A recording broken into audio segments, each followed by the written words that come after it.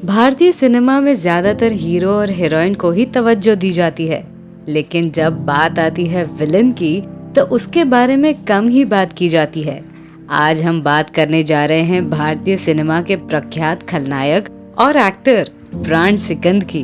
ठंडा करवाता है इससे, ठंडा। इज्जत की बातें करने वाले अपनी बेटियों का चारा बनाकर करोड़पतियों के बेटों के आगे नहीं डाला करते, समझे? अगर तुमने मुझ पर गोली चलाई तो तुमसे ज्यादा पागल और कोई नहीं होगा, इसलिए कि सिर्फ मैं जानता हूं कि तुम बेगुनाह हो। गुड। अगर तुम मेरा रिवॉल्वर वापस नहीं देते तो मैं तुम्हें कुछ नहीं बताता। और अगर मैं गोली चला देता?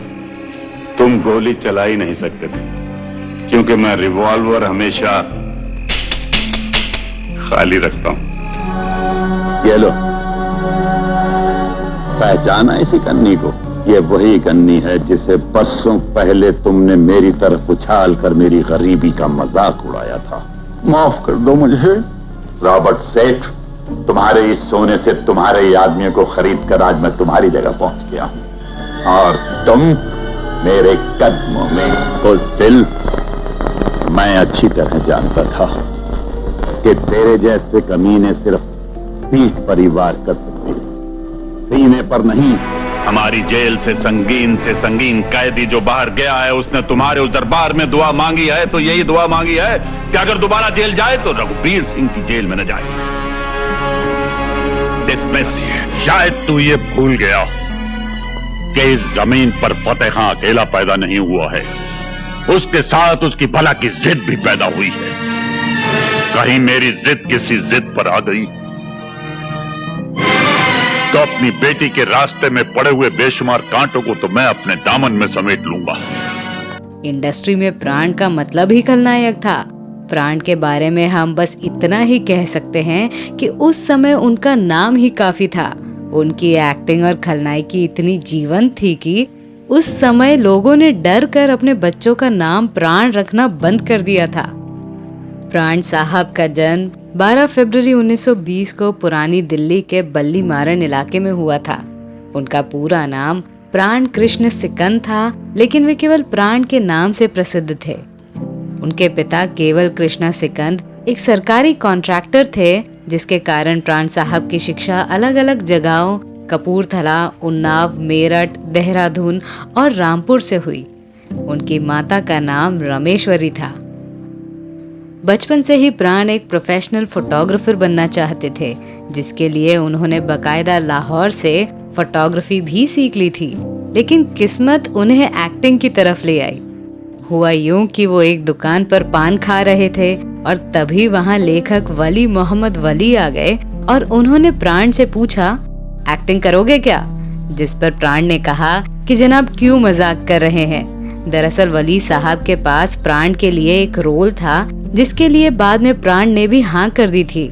1940 में आई पंजाबी फिल्म यमला जट इनकी पहली फिल्म रही, जिसे दलसुख पंचोली ने बनाया था।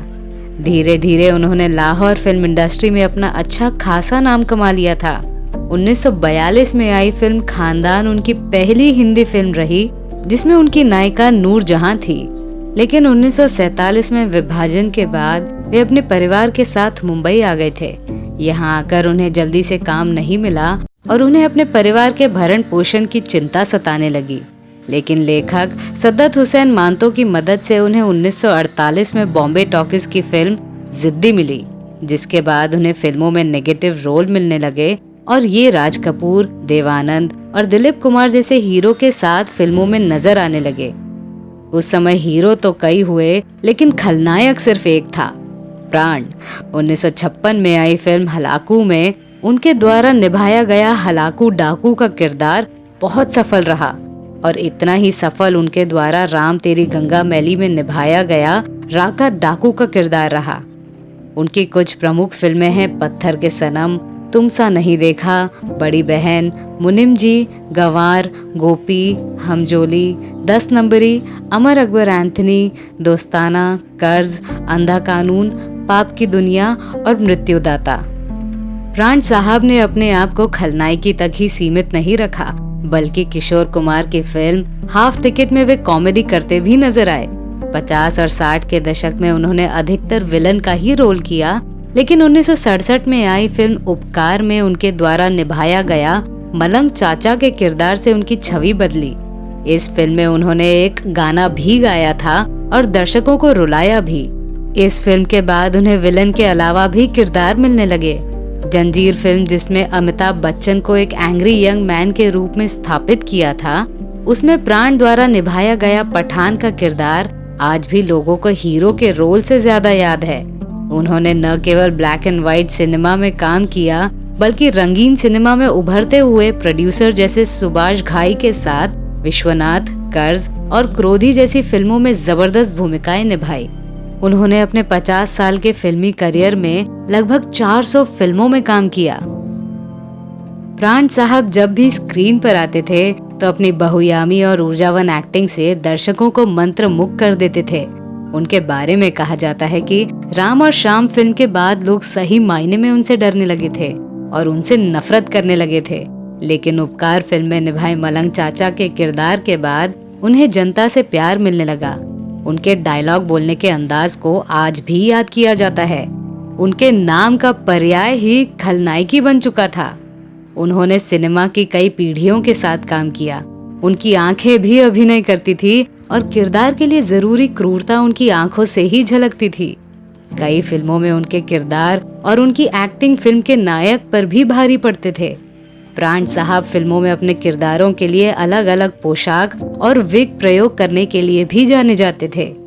पर्दे पर नकारात्मक किरदार निभाने वाले प्राण असल जीवन में बहुत ही दयालु थे। वे कई समाजसेवी संस्थाओं से जुड़े हुए थे और संकट की स्थिति में लोगों की मदद भी करते नजर आते थे। प्राण साहब को खेलों से बहुत लगाव था। 50 के दशक में उन्होंने अपनी football team Dynamos football club में पैसा लगाकर रखा था और कई बार वे वहां मैच का लुत्फ उठाते भी देखे जाते थे। उनकी जीवनी प्राण एंड प्राण के नाम से लिखी गई है। बात करें उनके निजी जिंदगी के बारे में तो उनकी शादी 1945 में शुक्ला अहलूवालिया से हुई और शादी के बाद उनके 3 बच्चे, 2 बेटे अरविंद और सुनील और 1 बेटी पिंकी हुई।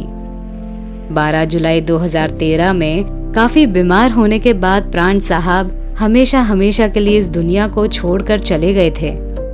बात करें उनकी उपलब्धियों की तो उन्हें अपने करियर में कई पुरस्कारों से नवाजा गया था।